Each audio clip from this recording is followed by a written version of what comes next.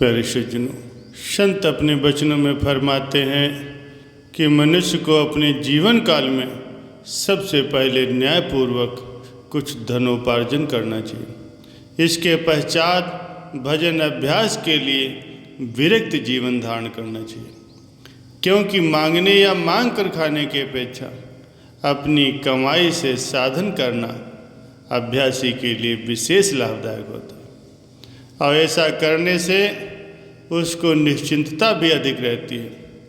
समस्त संसार के मनुष्य परस्पर भाई भाई हैं और सबके भीतर आत्मोन्नति के लिए सच्चा और सरल मार्ग विद्यमान है। जो उस पर चलने का अभ्यास करेगा वो सर्वोत्तम पद में जाकर पहुँचेगा, चाहे उसकी जाति कुछ भी क्यों न हो। जन्म से कोई मनुष्य जात लेकर नहीं आया, अतः जो मनुष्य अपने को उच्च और दूसरे को नीच जान करके द्वेष करता है वो अहंकारी बन करके अपना भी जीवन नष्ट करता है और दूसरों के लिए भी दुखदायी बन जाता है।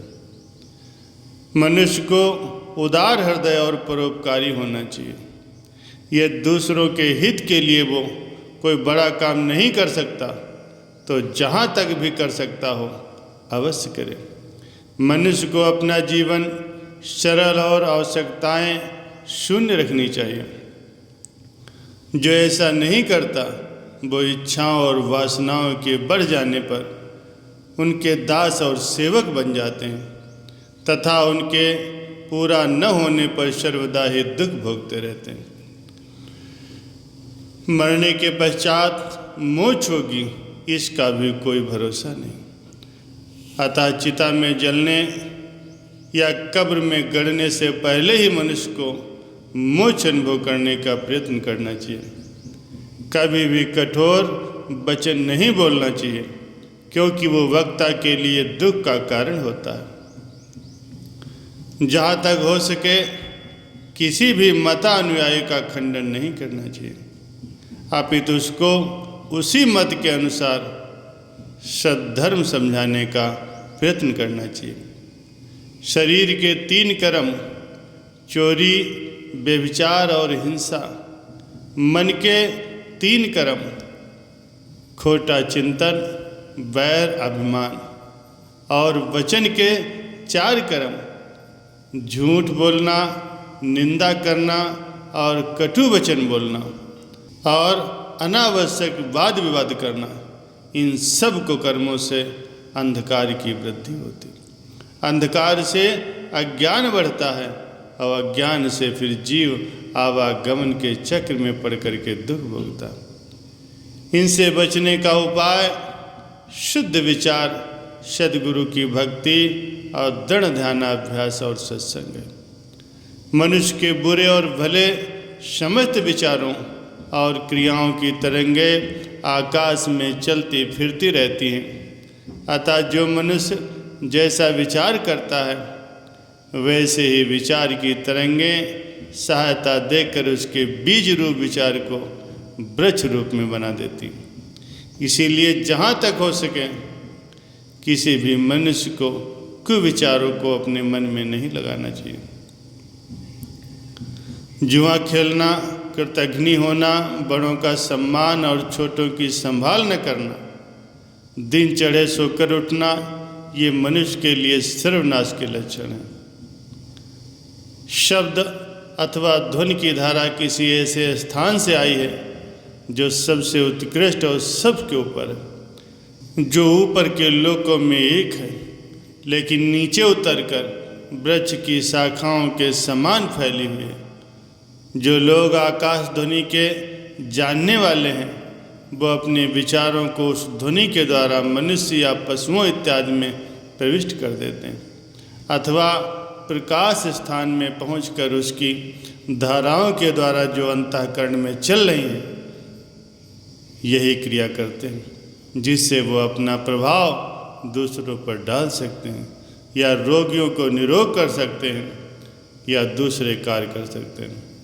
लेकिन ये नहीं भूलना चाहिए इस शक्ति से कभी भी किसी को हानि पहुंचाने का विचार अपने मन में नहीं लाना चाहिए, क्योंकि ऐसा करने से उनकी शक्ति क्षीण हो जाती और वो अधोगति को प्राप्त होता।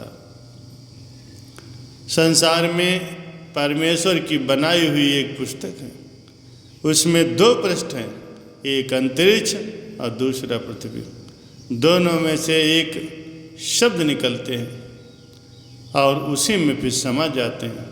अतः इस पुस्तक को पढ़ने की दृष्टि अपने में उत्पन्न करो।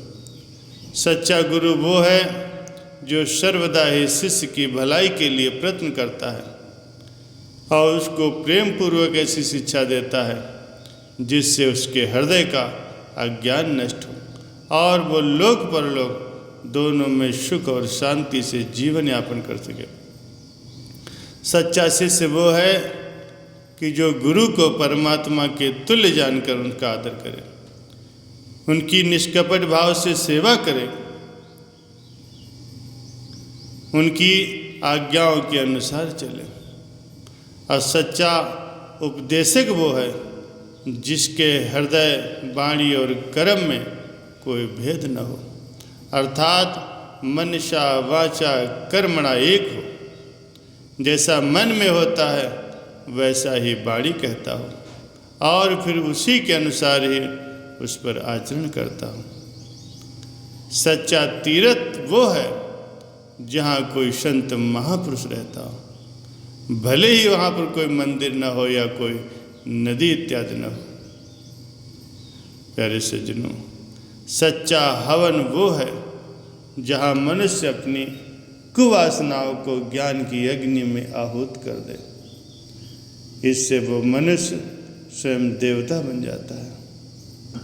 संत सहजो बाई जी कहती हैं कि सहजो जग में यूँ रहो ज्यों जिह्वा मुहमाए, घी घना भोजन करे तो भी चीकनी नहीं। घी लगा दीजिए देह पर, चिकनी हो जाएगी, लेकिन जिह्वा रहती है मुंह में, जिह्वा पर घी लगाने से भी उसमें चिकनापन नहीं आता। उसी तरह से संसार में रहना चाहिए, लेकिन संसार का चिकनापन नहीं आना चाहिए, लेप नहीं लगना चाहिए। यही संत मत बतलाता है।